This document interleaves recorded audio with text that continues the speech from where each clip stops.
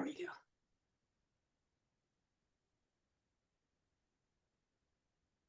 Welcome, everyone. We're just going to wait for everybody to enter the Zoom room before we get started, but I'm happy you're joining us today.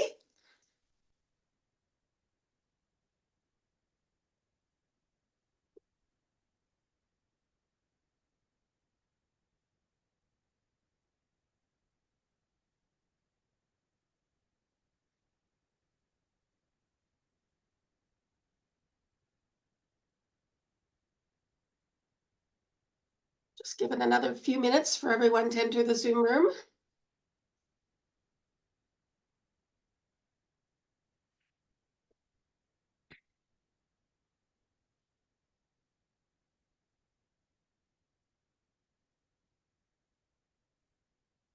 All right.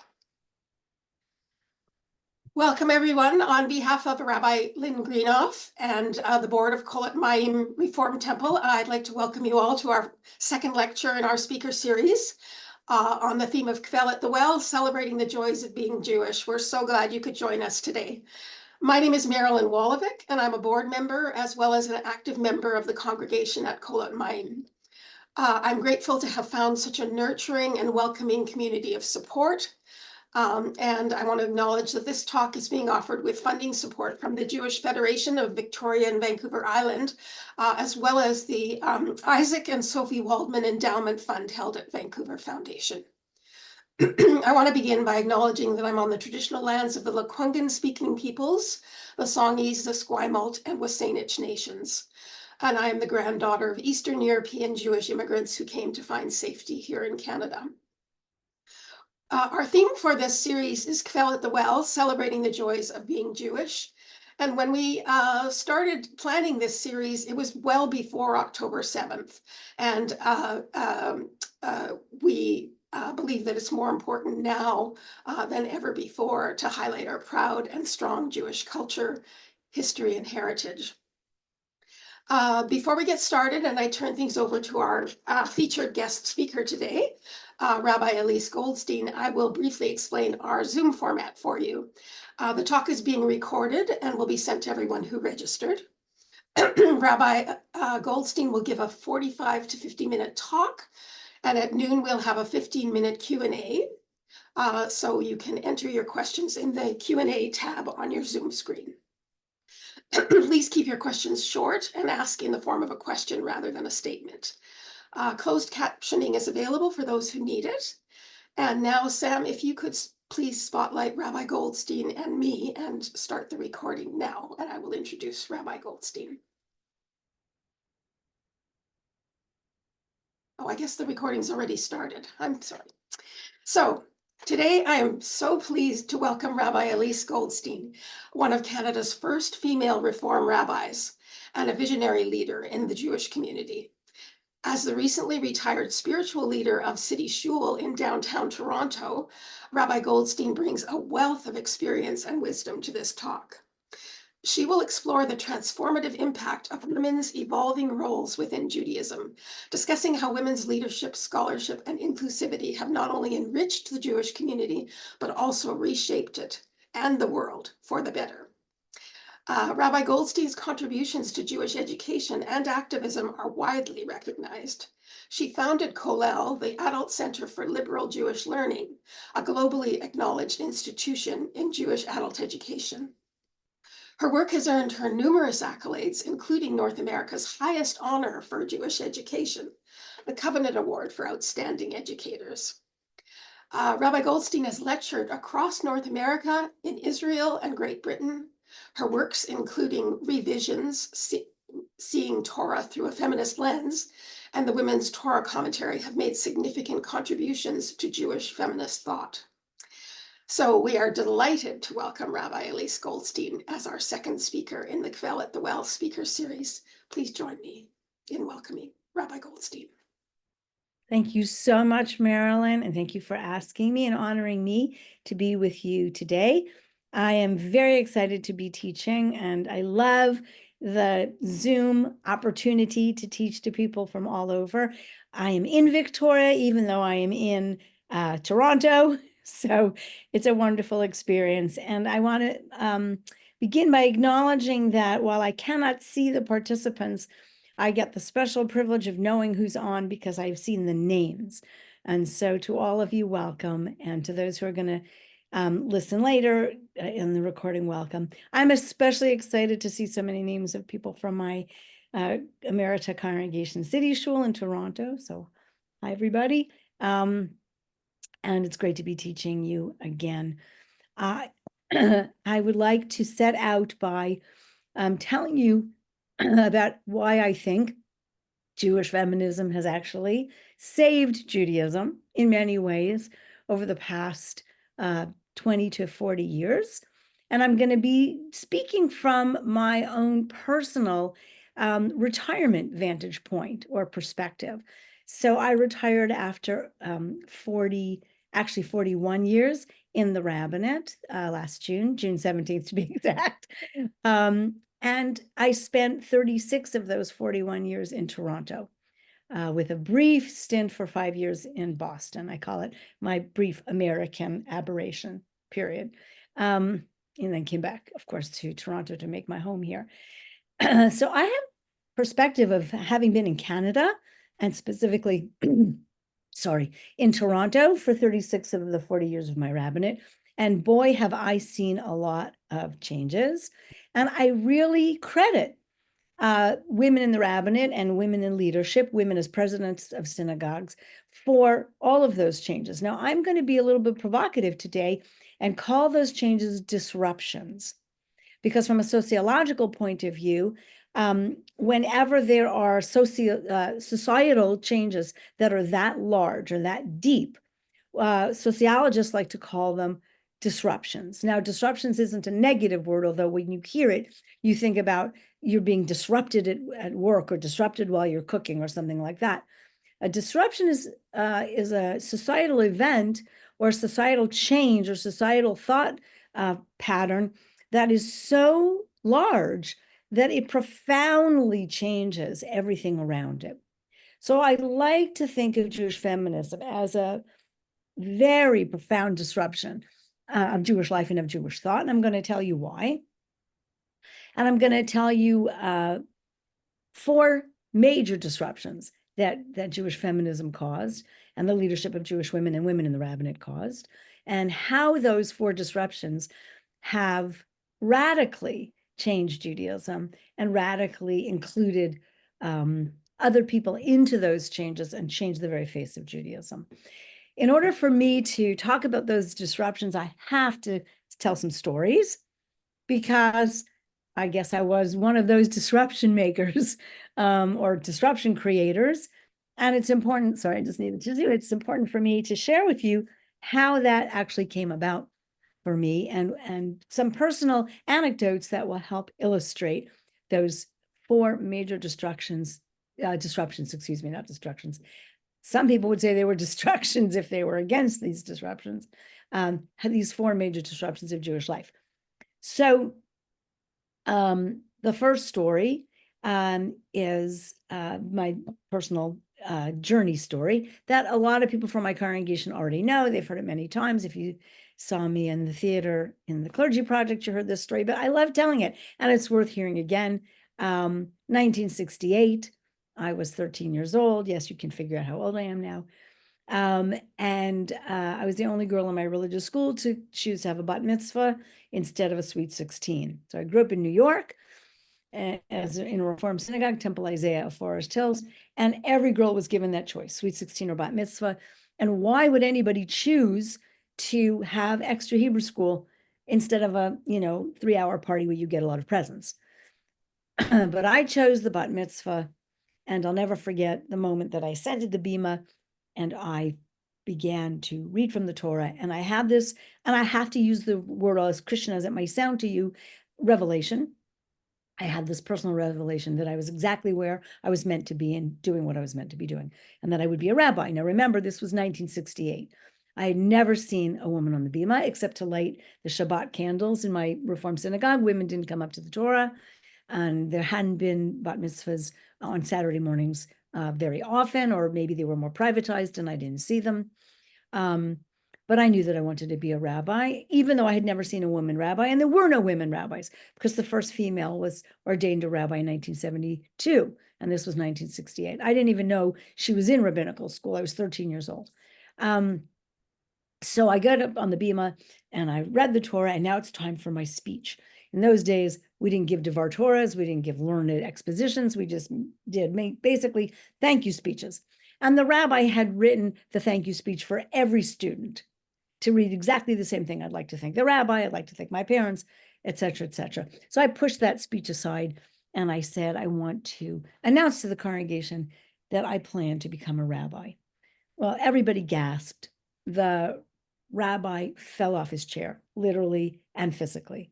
And he picked himself up and he pushed me over to the side and into the microphone. He said, no, ladies and gentlemen, what she means is that she wants to marry the rabbi and be a rabbi's wife, be a rebbitzin. So then I push him aside, literally and physically, and I regain the microphone. And I say, no, what I mean to say is I am going to be a rabbi and my husband can be the rebbitzin. And that is a true story, 1968. Now, where did I get the chutzpah from? Doesn't matter. My mother of blessed memory was the only woman and the only non-rabbi in a very high position in the Reform movement.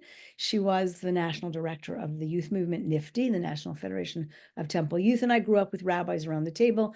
And my mother was very, very well respected among the rabbis. So it wasn't like a big surprise that I was going to become a rabbi, but everybody thought it was very funny. And then I started to think about this story a lot in my lifetime, what it means to justify and explain and figuring out what it means for me to lead because of my gender and not in spite of it. I want to say that again, and I want you to pay attention to that idea.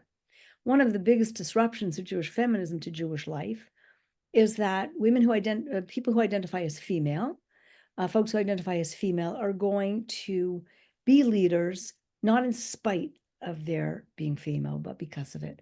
In other words, that's a big part of who they are. That is part of their self-identity.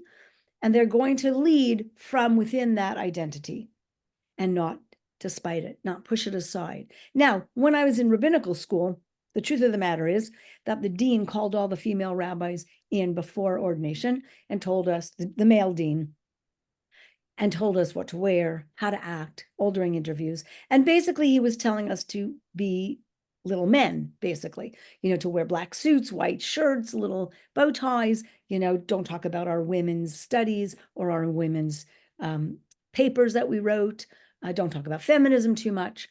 And so I really began a rabbinate 41 years ago that had to squash that female identity. And I thought a lot about that day when I was 13, about what it would mean to lead with my gender, not despite my gender or not ignoring my gender. And so, look, at that point, I was only 13 and I wanted to just be a rabbi. I didn't really think a lot about changing the world, but for me, it was a highly personal, individual decision. I never really thought when I was 13 that women becoming rabbis would shake the very foundations of Judaism. They would question every assumption of Jewish life, which was based on patriarchal power, that they would challenge what it means to be a Jew altogether. I didn't realize that I was in the middle of a quiet revolution that would not remain quiet, but it would eventually echo into the pages of the prayer book, the boardrooms of major Jewish organizations and synagogues, the seminaries themselves, the yeshivas, the Israeli government. Everything within the next generation would change because of disruptions of women becoming leaders. So in the years following my bat mitzvah, Sally Priesand became the first Reform female rabbi in 1972.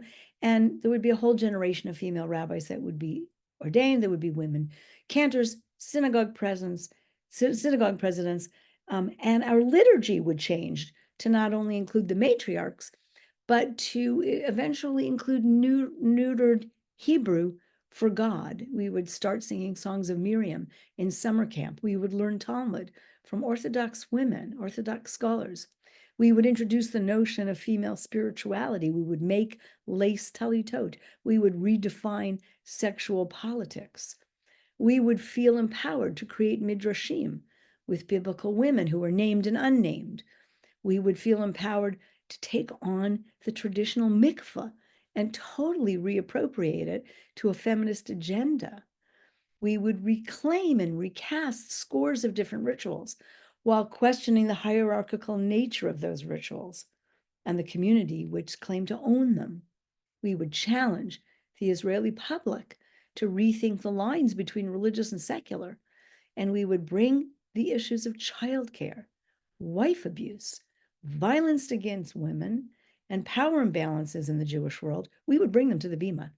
And from the Bima, they would find themselves, those issues would find themselves finally not as women's issues, but as Jewish issues. So to me, Jewish feminism brought the largest scale disruption in Judaism since the 1800s, when both emancipation allowed Jews to leave the ghetto and Reform Judaism attempted to find a way to meet them in that new world. Emancipation challenged the role that Jews could play in secular society, and Reform Judaism challenged the role that secular concepts could play in Judaism. And then from the 1880s to the 1960s, things were basically, Jews were trying to find their way in a secular world as Reform Judaism was becoming more and more normative. But in the 1960s, feminism itself, general feminism, would continue those challenges and bring them into the Jewish world. Equality of the sexes would find a home within the Jewish conversation. And that home that feminism found within the Jewish conversation would change the conversation radically. So to get us to these disruptions, I want to look at what I would call the three stages of Jewish feminism. And that got us to the stage we're in today. And then I'll look at those four disruptions. I'll tell you some more stories along the way. So let's begin with a little bit of history about where Jewish feminism came from. As I said, in the 1960s, general feminism, we called it then women's lib, would become normative, and the equality of the sexes would become a normative concept. From there, we started to talk about that in Jewish circles. And the first stage of Jewish feminism is what I call equal access Judaism. Equal access Judaism was the first stage of Jewish feminism. What does that mean? It was very simple. We wanted to have the same opportunities and the same religious responsibilities as men. We wanted, in short, to be fully Jews. We didn't want to be Jewesses anymore. We wanted to be the ones a textbook might point out or a newspaper could picture in a Jew does a Jewish activity. We wanted to politely open doors ourselves, thank you, and come inside. We wanted to join the dance, maybe even lead it once in a while. That was first stage Jewish feminism. It was quiet, it was polite, and we really just wanted to do the things that men did. Second stage Jewish feminism in the 80s, the 1980s, when I went to rabbinical school, went a bit further. It challenged notions, not just behaviors. So where equal access feminism was challenging, why can't we just do the things that men do? Second stage feminism went much further. It challenged the way we think as Jews. So it began to challenge our theological language in describing God. It began to shake the foundational assumptions about women and men and Jewish tradition, Jewish law. We didn't just have women rabbis. Those rabbis made us rethink not so much about what a rabbi looks like, but what a rabbi is. My male colleagues will admit that with the admission of women to the rabbinical seminaries, we all started to question the work-life balance, parenting time, the hierarchies of synagogue life, the language of the prayer book, and the nature of the synagogue's rituals. Rituals by women for women to mark the unique stages of a woman's life, for example, became written. They became known. They became passed around. We started Rosh Chodesh groups to talk about them, to practice these rituals. Then all of a sudden, we started asking why there were no changing tables in the synagogue, why children were not welcomed to run up and down and be part. It became a feminist question that female rabbis had to ask because we were having those babies and we needed somewhere to bring them. And we started to question how we could reappropriate the talus, reappropriate the mikvah. I'll talk more in depth about each of these things in a moment, because right now, I think we're in third stage feminism. So like the Middle Age crisis, some of its leaders are actually going through, Jewish feminism is going through its own midlife crisis. From the 1980s to the 2000s, we were very happily in second stage feminism. Women as women were writing women's rituals and talking about women, the changes that women's leadership makes to the whole system. But now in third stage feminism, the 2000s, I'd say we have questioned whether we can rest on our laurels. We have pointed to synagogues which have female rabbis, female cantors, and a female president as normative, but we still ask, is there more within the system that we need to change?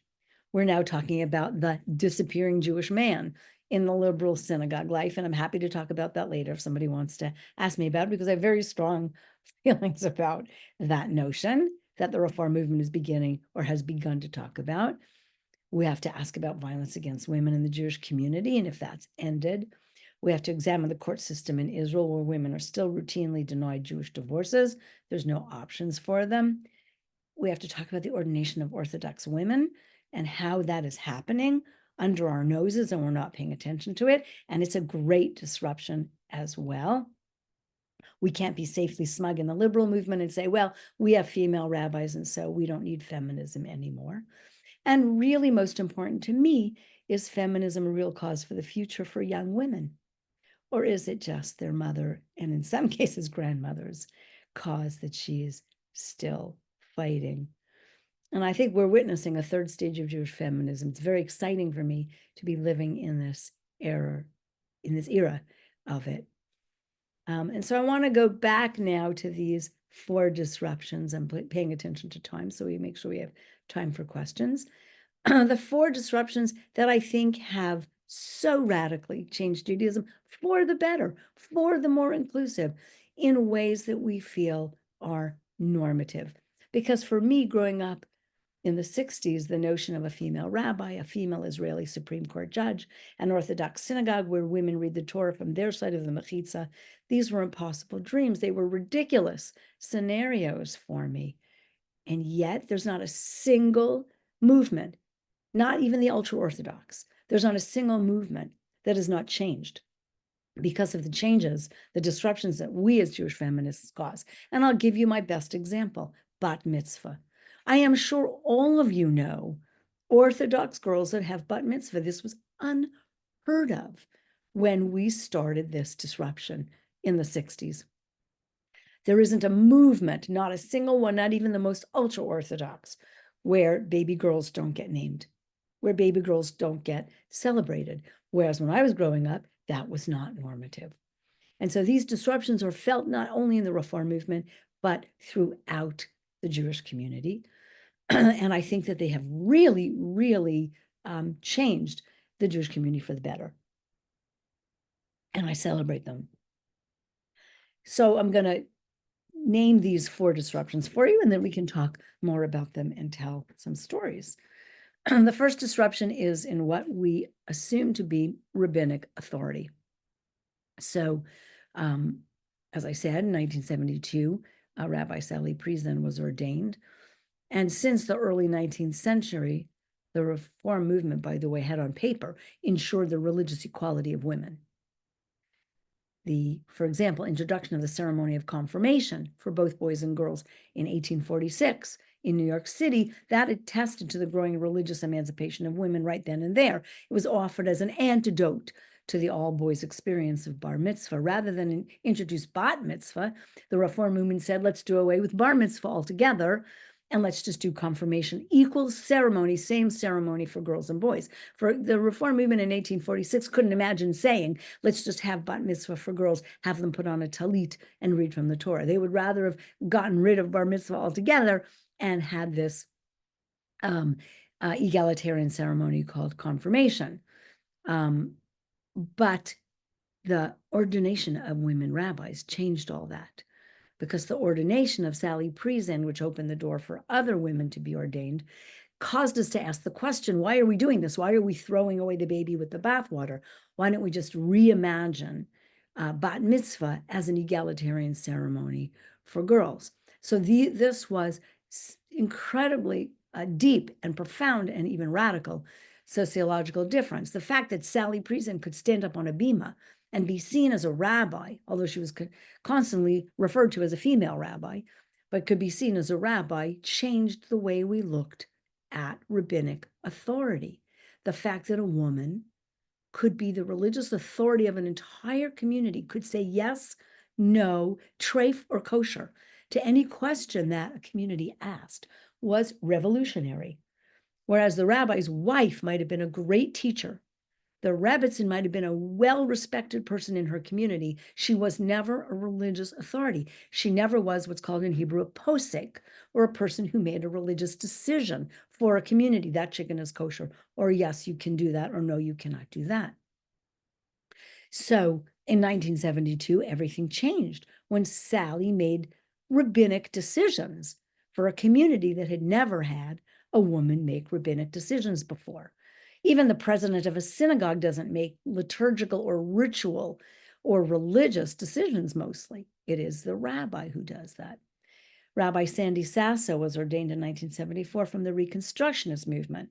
The conservative movement waited to 1983 to ordain Amy Eilenberg. And that has changed the notion of women as decision makers, as authority figures, as the ones who say yes, no, or maybe so to the questions of Jewish life. And I'm saying is the chicken kosher just as a joke, the questions of Jewish life, which are radically important. The burial of non-Jews in a Jewish cemetery, the ritual participation of non-Jewish spouses on a bima, conversion questions, questions of Jewish status. Those are now decided by female authority figures, where they never had been in Jewish history. So the ordination of women allowed for the change, the halachic change, if you will, of what it means to be religious authority. Now, I want to stop here and in parentheses talk about the fact that there are also Orthodox women seeking ordination now. That's a tremendous disruption in the Orthodox community. And there's a yeshiva called Maharat in New York City that ordains Orthodox women. Some of them take the title rabbi and some of them don't. Some of them take the title rabbanit, or some of them take the title madricha ruchanit, or Maharat. But the very fact that the Orthodox movement is looking at women as authority figures in halachic questions and Jewish legal questions is because we were ordained, and we changed that whole notion of religious authority. Also for the community, whenever there's a community event, the community now has to figure out what to do with all these female rabbis that are going to be at the front of that community event representing the entire Jewish community. Can I represent the entire Jewish community of Toronto when I'm up a speaker on a panel, or when I'm asked to do a federation event?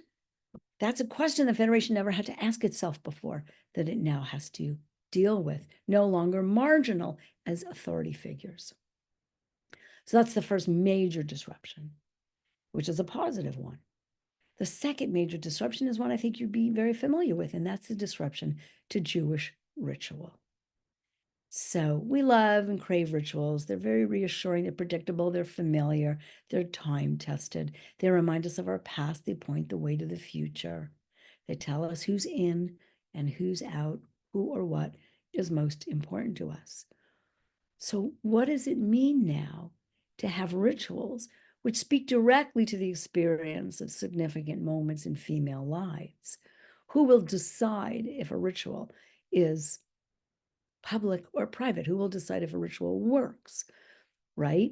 By its very nature, there's no such thing as a new tradition, but we are reclaiming and reinventing rituals all the time. Jewish feminism has done serious disruptive work while being so deeply creative that its influence is felt across all the movements. And here I will stop for my second personal story. I'm in Jerusalem many years ago, I'm going to say about 10 years ago, and I'm in Mea Sharim, the ultra-Orthodox section of Jerusalem, and there's one Judaica store after another. And in the window of one of the most religious stores, I see a pink tallis. A tallis, white with pink stripes. And I'm in shock. And I go into the store, all religious men, side curls and big, fur hats, and they're all Hasidim. And there's a pink tallis in the window. So I say to the man who's in charge of the store, excuse me, I say, I've never seen a pink tallis before. That's not true, I had, but I wanted to see his answer. I've never seen a pink tallis before. Who on earth would buy a pink tallis? And he says to me, why, a girl, of course, for her bas mitzvah. And then he says to me, point blank, not in our community, of course, but in your community. And I thought to myself, this is unbelievable that a Hasidic store would stock and sell pink talises to non-Hasidic, non-Orthodox Jews. Means they already know that women are wearing talitot.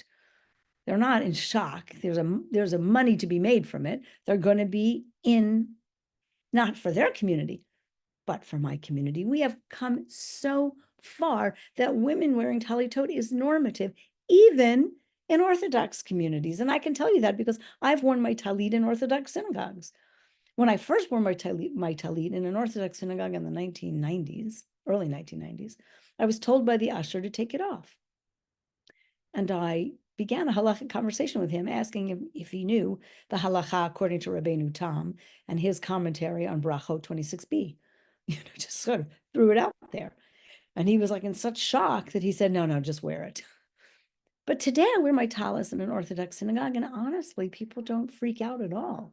I think they've just seen enough pink tallises to know that this happens. We've written new Haggadot, and into the Haggadah comes Miriam's song. We have a Miriam's cup on our Seder table for water to bring in the story of Miriam into the Passover Seder. It's totally normative to welcome a baby girl into the covenant with some kind of a service, either in the synagogue or at home. Some people even do it on the 8th day. We have just ritually disrupted the way only men wear talises thought of the Judaism I grew up with, right? We have created this normative world where women just make rituals, do rituals, create ritual objects, and change everything and make it normative. So that is the second disruption. We have made inventive rituals as well. Not only have we made lace talitot and pink talitot and kippot, that women wear, beaded kippot and lace kippot and all of that. But we've made rituals just for women, menstrual rituals, menopause rituals. We've used the mikvah for all of these kind of creative moments that speak to female biology, if you will. And so we have these inventive rituals as well. So this feminist disruption of ritual has led to a questioning of previously understood rituals that were male, like bar mitzvah, and certainly the current controversies around Brit Milah, around circumcision. The ritual of Brit Milah as being for boys only are traced to feminist writings and feminist thought. We've disrupted the third area is ritual garb and ritual objects. As I've said, the talis is the most obvious. Having a woman rabbi on the bima wearing a talit made it permissible, possible, normative for every other woman in the congregation to wear one, and now tefillin as well. I can tell you again, personal story. when I was in mourning for my mother of blessed memory, and I went every morning to a conservative minyan to say Kaddish. I put on tefillin out of respect for this conservative minyan where it was normative, for men at least, to put on tefillin. And there I was with my tefillin, and I hear the two people behind me talking, and one says to the other, "That woman is wearing tefillin." And the other one says, "Oh yeah, she's a rabbi." Like they said, "Oh yeah, well, she's a rabbi, that means she's an honorary man." But that was 5 or 6 years ago. And today, when I go to the same minyan in the morning, there's 3 or 4 other women wearing tefillin, because seeing me do it meant it was okay. These objects are no longer male objects. And I will go so far as to say the Torah scroll has been radically changed. The Torah scroll is no longer a male object. Look at the way it's dressed. We've changed even the dressing of the Torah, how the mantles that are being made by female artists and artisans makes the Torah even look more feminine. We have Torah mantles with the 4 matriarchs on them, with Miriam on them. We at City Shul, we received a Torah cover that had the words Eshet Chayil on it, embroidered on it, a woman of valor from Proverbs 31. And so we have brought in the whole notion that all of these things can be on a Torah mantle. So now imagine being in a synagogue, watching a female rabbi preside over a bat mitzvah. The rabbi and the bat mitzvah girl are both wearing hand-tied silk talitot in pastel colors and lace kippot studded with jewels. The mother of the bat mitzvah girl is wearing a woman of the wall talit with the 4 matriarchs at the corners. The sister of the bat mitzvah girl is called up for an aliyah with her female partner. They're all reading from a Torah scroll that's been scribed by a woman. That is a good picture of how the disruptions of feminism have changed the synagogue. And the 4th disruption is in God language. Now, language both reflects and creates reality. When I was growing up, a firefighter was called a fireman because only men could be firefighters. If a woman held that job, what do we call her? We called her a lady fireman because we couldn't figure out what else to call her, because we couldn't picture how a fireman could be anything but a man. So since, language reflects reality, the vocabulary of a woman functioning in any kind of job reflects the paradox of a woman doing a man's job. Therefore, she's a lady X-man. But language creates reality. Once you hear the word firefighter, you realize as a woman that you can be one. So while most of us know that the language of the prayer book is metaphorical at best, some of it we take literally. So when the Siddur says Shabbat is like a bride, that's a simile. We know that's a metaphor. We don't think Shabbat is really a bride. But when it says God creates light, we take that pretty literally. Through feminism, we began to understand that our theological language also creates reality, that to be like God was understood to be like a man. If God the Father is our highest ideal, then maleness is our highest ideal. So as Jews, we found ourselves engaged with the God of the Bible, whether we personally believe in a supernatural being or not, and that God was known as King, a Father, all-powerful and mighty being, mostly referred to as He. But we began to redefine and reshape the beliefs from which that language sprung. You can't neuter the language without somehow changing the thought process. You can call God she, you can call God God, you can stop saying he, but eventually your theological thinking also begins to change. You no longer believe in the man with a beard on a throne, if enough of the time you don't use that language, but use a more inclusive language. Because what we say about God colors what we say about ourselves on a personal level.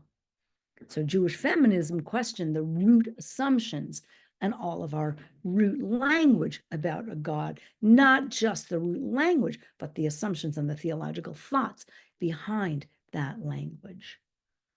And it also questioned the root comfort of the idea of God as Father. So we got bold We started to bring in the Shekhinah, the feminine presence of God. We even said she sometimes. And I always wondered why, if you say God is she, it creates snickers. When you say God is he, it doesn't create any snickers at all. Nobody laughs when you say God is he. But the minute you say God is she, everybody starts to laugh. And why does God as she sound pagan to people when God as he does not sound pagan? God as he is just as pagan as God as she. So we, early feminists, we began to question even the use of gendered pronouns for God. Now, we have a problem in Hebrew. Hebrew is a gendered language. So Baruch atah is gendered. We can change it to Brucha at, and some of us did in the early days. But then we had the great scholars like Marcia Falk, who came along and said, no, we're not going to use male or female gendered language for God. We're going to create a wholly non-gendered middle language, even in the Hebrew. So how did Marcia Falk create a non-gendered Hebrew? Not changing Baruch atah to Brucha at, but changing the whole notion of the hierarchy of you are blessed and changing it to we bless you, because the we form in Hebrew is always non-gendered. Nivarech, we bless you. It became a non-gendered but also non-hierarchical way of looking at God. This is a huge disruption, and it created a new theological way of thinking for us. The way we began to think about God being not just the great man in the sky, but also immanent within us. The disruption of patriarchal notions and language for God was a tidal wave because it changed our God concept itself altogether. So these are the 4 big disruptions that I think that Jewish feminism played. And now I'm going to add a 5th. And I think that is the evolution of women as leaders in the Jewish community caused us to question gender as a defining factor altogether. In the beginning, we made a big deal out of our being female rabbis. We wanted to talk about women in the Bible. We wanted to talk about women in halakha. We wanted to hone in on gender. But as the younger generation began to reject the binary notion of gender altogether, we as Jewish feminists opened the door for the conversation about gender altogether as being the defining factor of a Jewish life.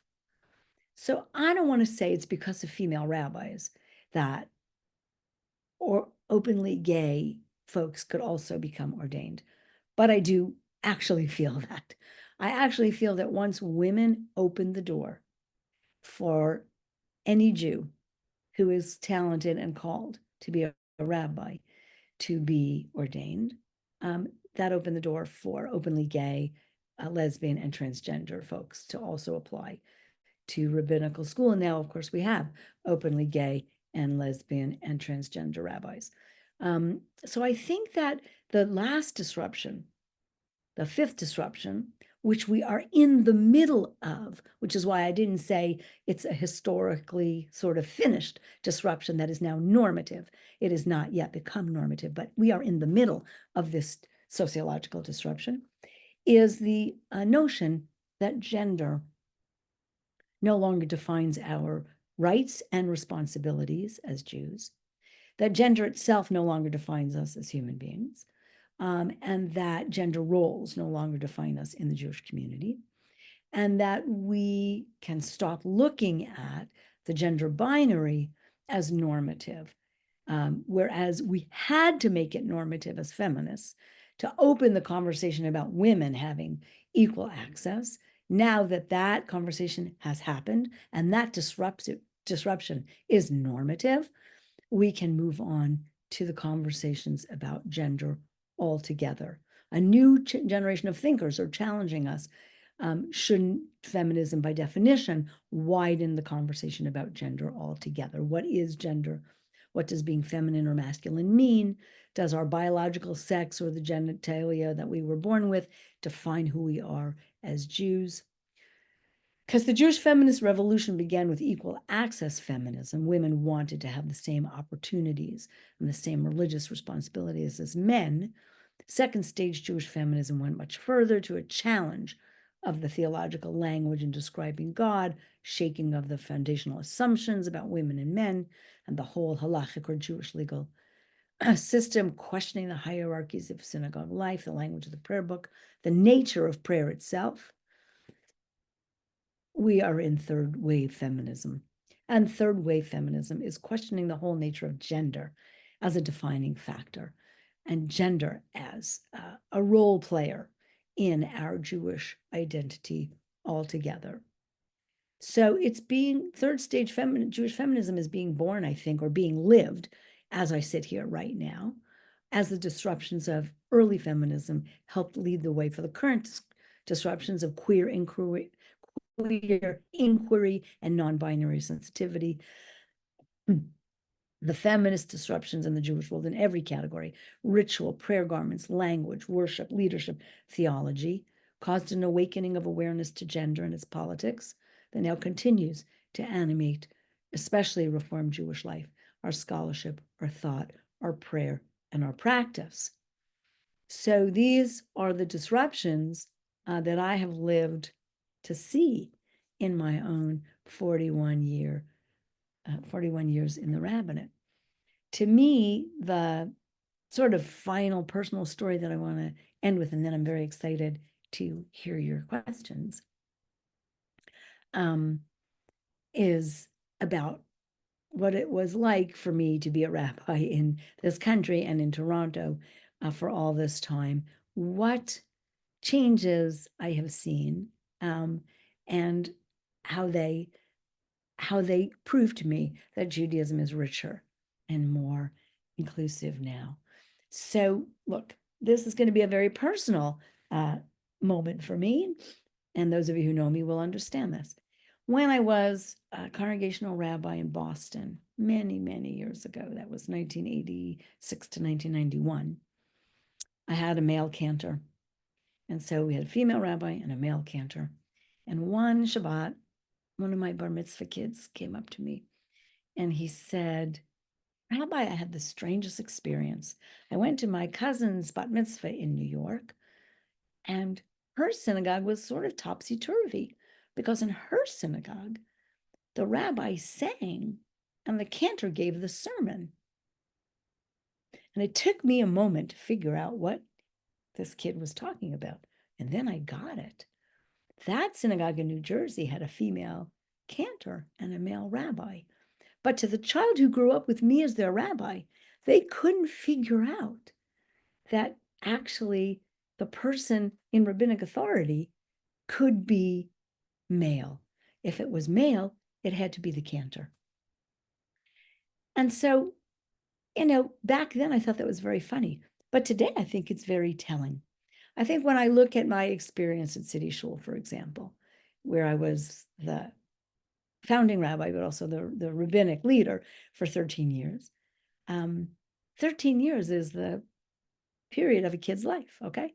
So there are kids that were born in the years that I was the rabbi there that don't even think about this, that look up on the bima, or looked up on the bima before I was retired and saw me and didn't see a female rabbi, just saw their rabbi.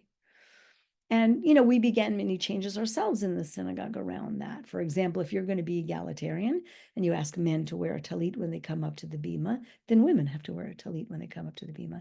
And then you have to ungenderize that altogether and say anyone who identifies as Jewish, no matter what your gender identity is, no matter how you would define yourself, puts on a talis when they come up to the bima. So then we don't have to say, okay, if you're male, if you're female, if you're trans, like whatever if you're Jewish and you come up to our bima, you have to put on a talis.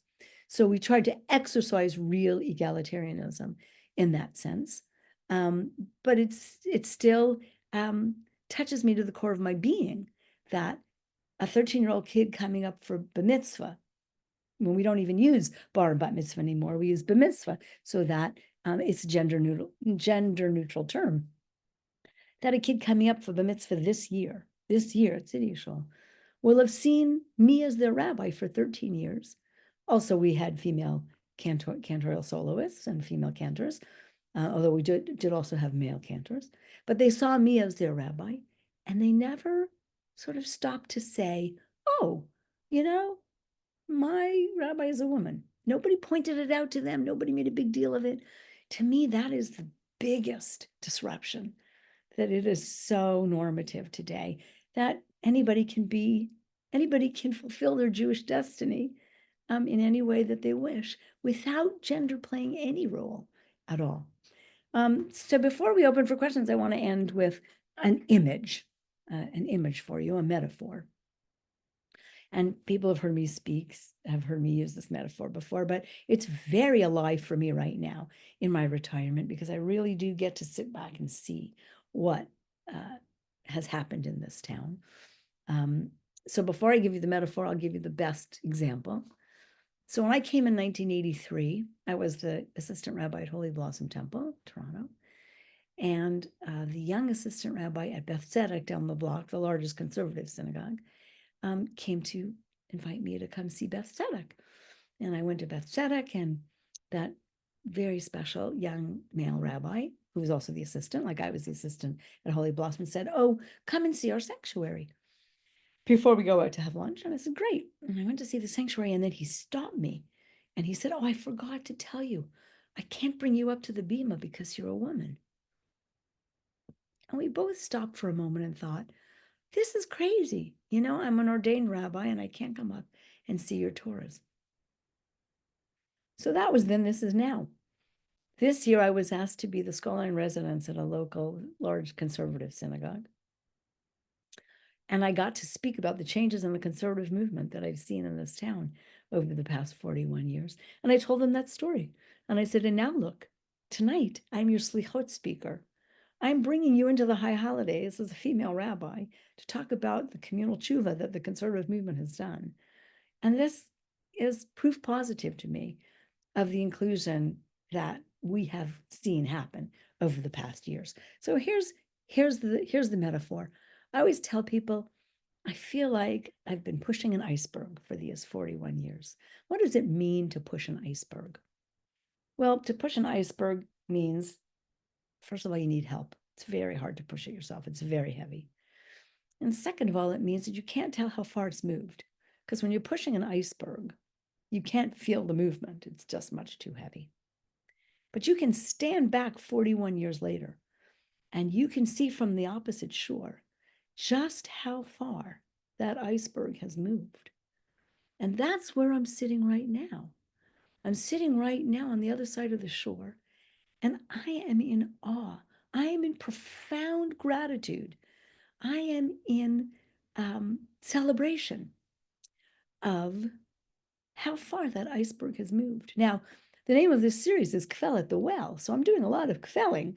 And it is a well, because it's pushing that iceberg means, like in the Bible, when Jacob pushes the stone away from the well, it means that we find wells of inspiration and wells of compassion and wells of learning where they were covered up before.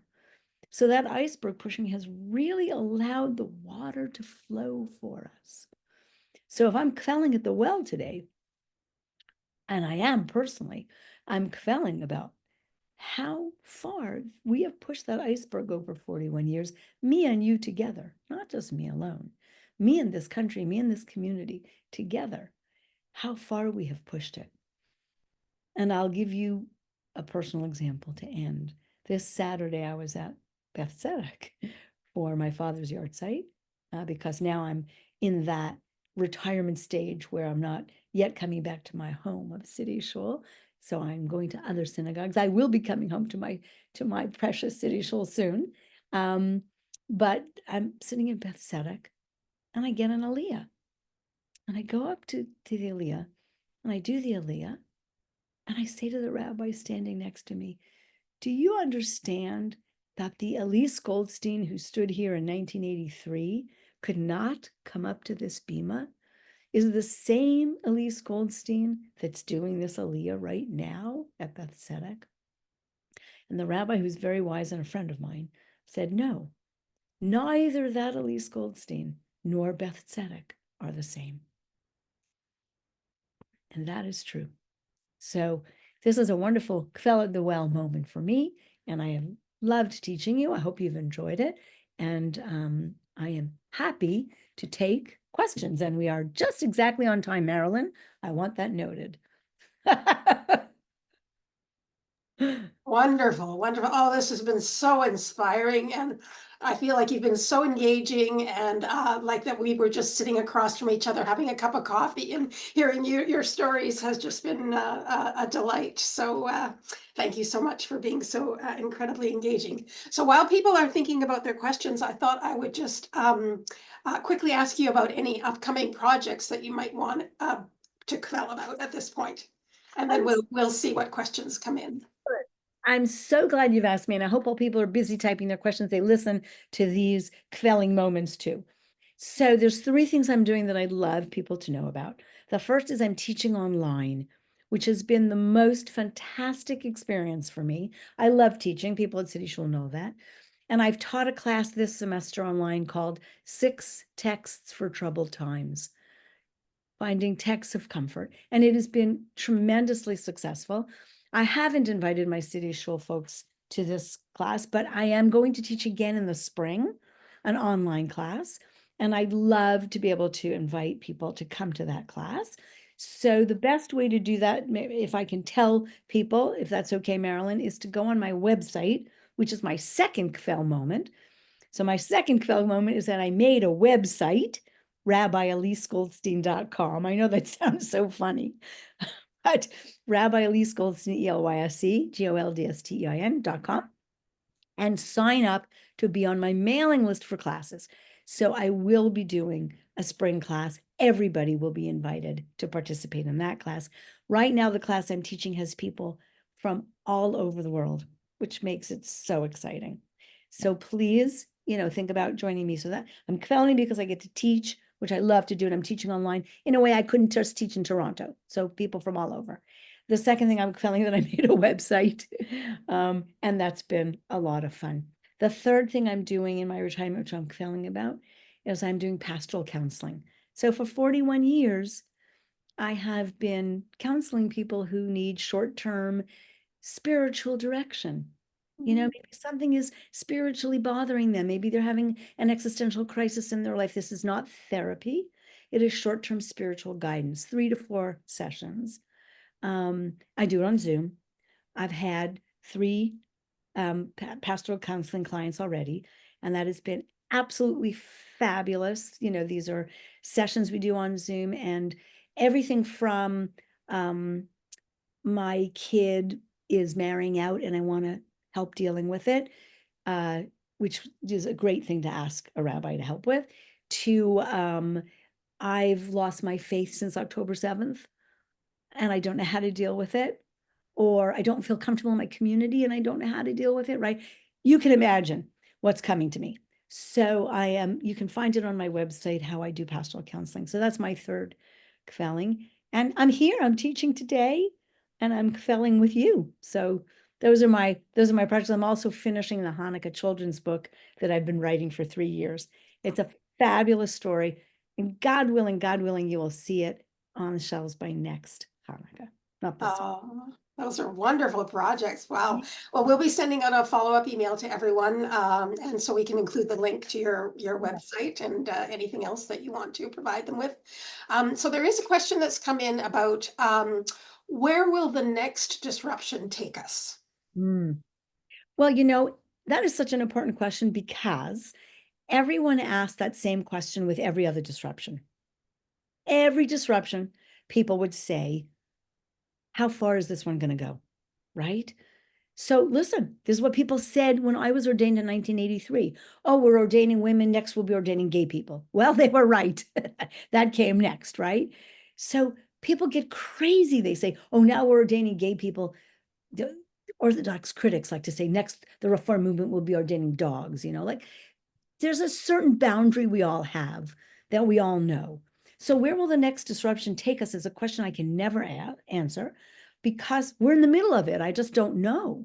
If you had told me that the first disruption would lead us to my being able to wear a tallis comfortably in an Orthodox synagogue and see other women doing that, I wouldn't have believed you. I would have said, that's insane, right?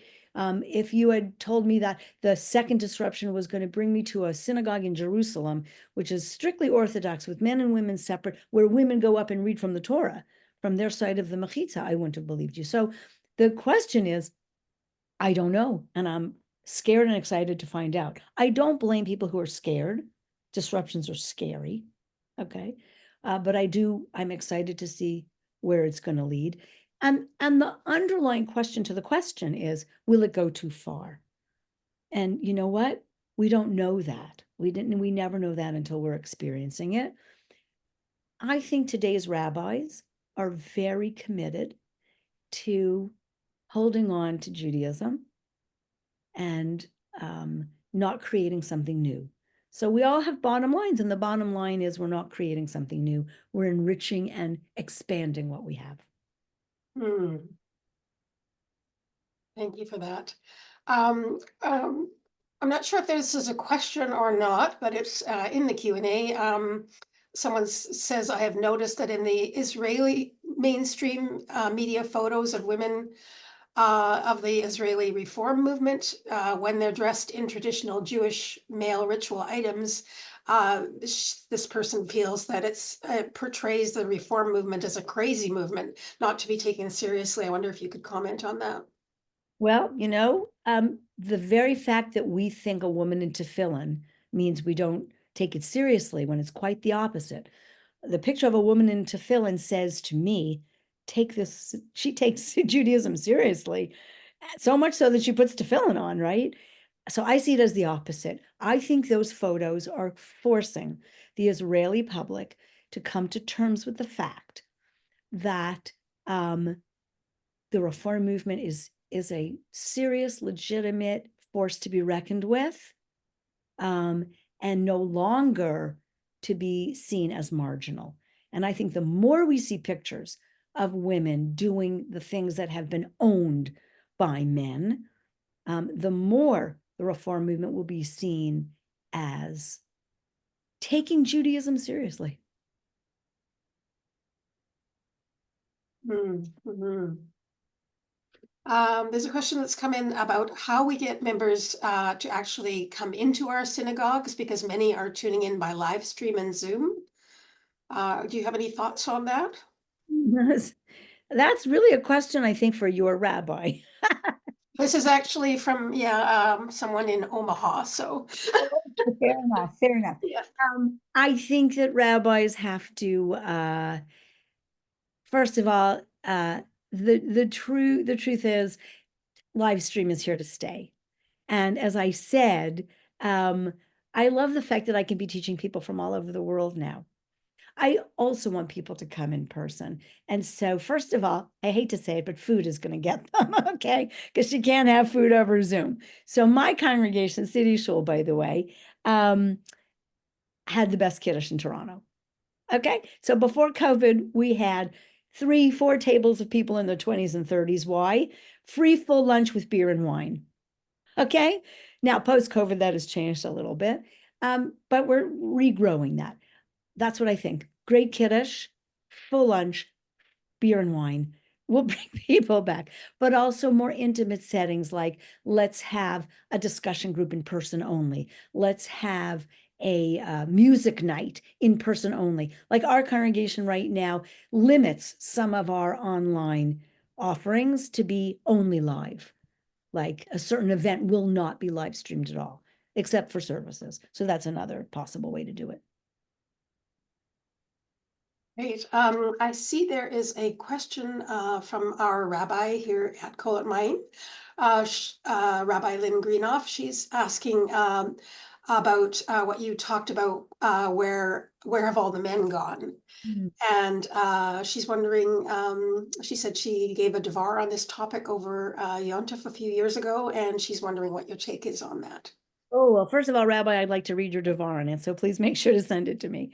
Look, my take, I wrote when Reform Judaism had a magazine that was in print that you could get, remember those days? There was an article by a male colleague of mine, doesn't matter what his name was, saying that now that women have taken over the Reform synagogue, we really have to take this seriously. And I wrote a response to that And I said, the reason, first of all, women are playing catch up. So it's going to take a full generation, get used to it.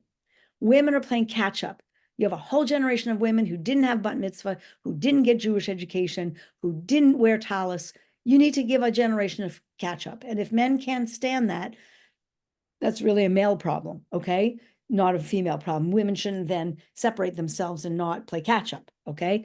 So when you have a whole generation of people playing catch up, you have to make resources, give them resources to play catch up. The second thing I feel is that if you look at Orthodox and conservative synagogues and men are there, you have to ask the question why. And as long as there's male privilege, there's going to be men. And so we have to have this conversation with men. We have to ask men, why is it when there's a situation that does not give you male privilege, that gives everyone equal privilege, it's less of an encouraging or less of a attractive situation. And the third is we have to make sure to give equal access to leadership to all genders, okay? Male, female, and everything in between. So that we have to be careful, even though women are playing catch up, not to exclude men from leadership positions. And I am especially grateful to the men who came to City Shul at the beginning when we founded it from conservative and Orthodox backgrounds, because they had very good backgrounds in reading Torah, in being gabbais, in knowing stuff. And I immediately gave them positions of power and authority, not because they're men, but because they're learned. So the reason we give leadership to people is because they get involved and because they volunteer. And we have to be careful not to privilege any one gender over the other. But I'd like to read your Devar on it. It's an interesting question. Thank you for that. There's a question, are women still not allowed to pray at the Western Wall, or are they allowed to, but they're heckled?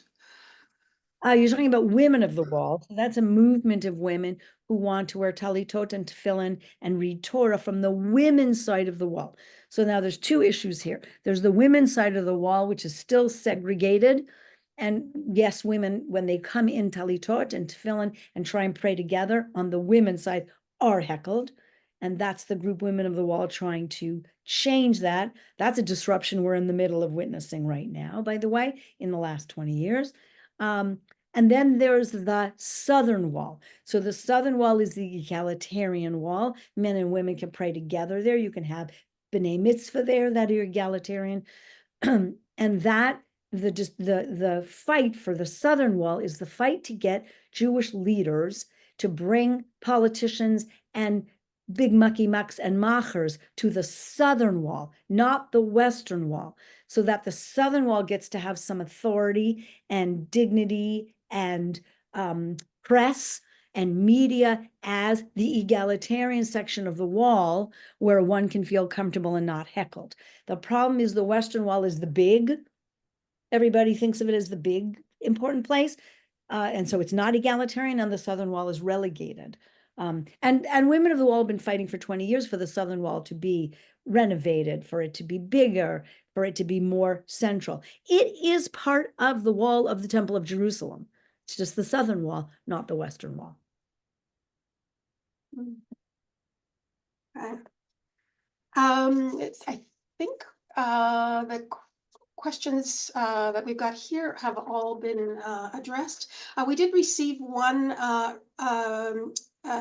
with the registrations, and one of the people who registered asked about how we can approach fighting anti-Semitism these days. I think it's on all of our minds right now. Could you comment on that? It is on all of our minds. And I'm going to use today's talk as a metaphor because dealing with sexism, dealing with racism, dealing with homophobia, dealing with transphobia is all the same as dealing with anti-Semitism. The answer is be who you are and be proud of who you are. That's the first and bottom line always. We cannot fight anti-Semitism if we are not proud to be Jewish. It doesn't mean we agree with Israel. It doesn't mean we have to identify ourselves as staunch Zionists. It doesn't mean we have to be waving an Israeli flag. It doesn't mean you have to wear a kippah on the street, but it means you can. And if you want to, you should, okay? So I could not fight sexism until I was proud to talk about being a female and a female rabbi, right? So I think that we have to, first and foremost, not hide, not be embarrassed, talk about, and talk to our non-Jewish friends and neighbors about how scary it is right now and how tough it is right now and how fraught it is right now. Mm. Jewish. Tell them, share with them, look for allies, find our allies. And you know what? It's also possible to find allies and say, listen, Christian allies, even Muslim allies, non-Abrahamic allies, Hindu allies, Sikh allies. Listen, we can say to them, we know right now we can't talk about Israel with you. We get it. Okay, we get that that is too fraught a conversation right now. It's a conversation we can have at home and as a family, but we can't have right now with you. But we need your allyship in every other way. If you're not prepared yet to have the conversation about Israel with us, but you're prepared to be our allies in fighting the fear we have of gathering in the street or going to the synagogue, we can use you for that. So I think that those are, think of how we fight racism, how we fight sexism, how we fight homophobia and transphobia, and apply those lessons to how we fight anti-Semitism. Thank you for that. That's very encouraging. I see that one of our committee members has her hand up. Sam, can you put her on screen and she can ask her question live? Anne, would you like to ask your question live?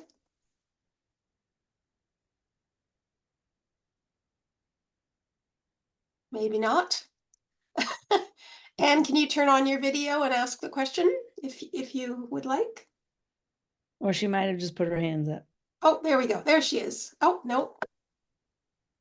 Actually, my question is a larger one that I was thinking of, is that most congregation shuls have a name that is obviously related to something Jewish, something in the Torah. I'm just so curious as to how a shul got named City Shul and what the meaning and effect of that has been. Thank you. That's a great question. And if it's okay with you, Marilyn, I'm going to let that be the last question because it's such a good one. Yeah. And my City Shul folks who are on the call can quell at their well right now. So when we started the shul, or the synagogue, however you want to call it, temple, we decided that we wanted something that sounded very contemporary and old at the same time. We wanted it to remind you of your grandfather, and we wanted it to say, I'm not your grandfather's place. Okay. We wanted it to feel Hamish, warm, that, but we also wanted it to feel very contemporary. So we chose the word shul rather than temple. To us, temple sounded, well, first of all, there's lots of temples in Toronto, so we wanted to differentiate from them. And we just wanted it to sound Hamish, grandfatherish, Bubby and Zadie would go there. So we decided on the word shul. And then we wanted to say we are downtown. So first we were the downtown shul. We talked about the downtown shul. We talked about the annex shul because that's where we were. There was another small group, Chavurah here called the annex shul. And we just decided to own Toronto. We're just going to own Toronto. So we became City Shul because we are, in our little tagline, the downtown Jewish heart in the heart of Toronto. Downtown Jewish heart in the heart of Toronto. So we very consciously chose City Shul. We dropped the. So we started as the City Shul, and like Facebook started as the Facebook, we dropped the because we wanted to own it. We are City Shul. We own the city, and we are the shul that is the city. And so, listen, I'm retired. They might change the name of the shul. They might not. We've incorporated and got our CRA number on that name, but people love it. It is Ashkenazi. I admit that, using the word shul. So we try to use a lot of Sephardic traditions. So we're not just an Ashkenazi place, but people sort of like the fact that it has English and Yiddish together. It's kind of weird, kind of quirky. People like that. And they kind of like that city says downtown and shul says familiar, comfortable, warm, and Hamish. Love that. Love that. Well, thank you so much for that question, Anne. That was a brilliant way to wrap things up. And Rabbi Goldstein, you have been so inspiring and engaging, and I just loved every moment of this talk. So thank you so very much for that. And we'll come back to you one last time. I just wanted to mention that this is the second event in our 6-part speaker series. And so we hope you'll join us for the next one on January the 12th in 2025, when we will have Ben M. Freeman, who will present a groundbreaking talk on building Jewish pride and recognizing Jewish indigeneity in Israel. This is going to be an exciting event because it's the culmination of Freeman's much praised Jewish Pride trilogy. And his latest work will just be being released in February, so it won't even be out for the public yet. His book, The Jews, an Indigenous People. And so that's very, very exciting right now for us to have him present about 3,000 years of Jewish history in Israel, and looking at the origins of Jewish expression and its enduring impact on modern times. I hope you will join us for that talk, and I think Sam has put the registration link in the chat. I also want to thank our wonderful team of Building Bridges volunteers, Sam Margulis and Ann Petrie, for all their assistance today. And thanks to our board of directors, our president, Jessica Havens, and Rabbi Lynn for their support of this series of talks. Our gratitude also goes to the Jewish Federation of Victoria and Vancouver Island and the Isaac and Sophie Waldman Endowment Fund, held at Vancouver Foundation, for their generous funding. I understand that many of you have already donated to Call It Mine when you registered for this talk, and we're grateful for that support. And Sam has also put into the Q&A chat a link to our donations page if you wish to help us support our vibrant community at Call It Mine. Thanks to each of you for joining us today. And now I know you will all join me in offering our heartfelt appreciation to Rabbi Elyse Goldstein for the inspiration and insights she has so generously shared with us today. I think we're all looking forward to your autobiography whenever it comes out, because you are such an engaging speaker and you have such an amazing worldview. I would encourage you to do that. So if you would like to just offer any final words before we sign off, that would be great. Thank you so much. I just want everyone to remember that while disruptions are scary, they are the growth that makes us human. And so it is so important for us to celebrate them, to look at the Jewish community we have today and see how much richer it is and how much more vibrant it is because of these disruptions. And to know that we are going to be here for a long, long time, disruptions notwithstanding. Wonderful. All right. Well, thank you everyone for joining us. We're going to sign off now. Thank you everyone for studying with me today. It was lovely. Thank you. Wonderful.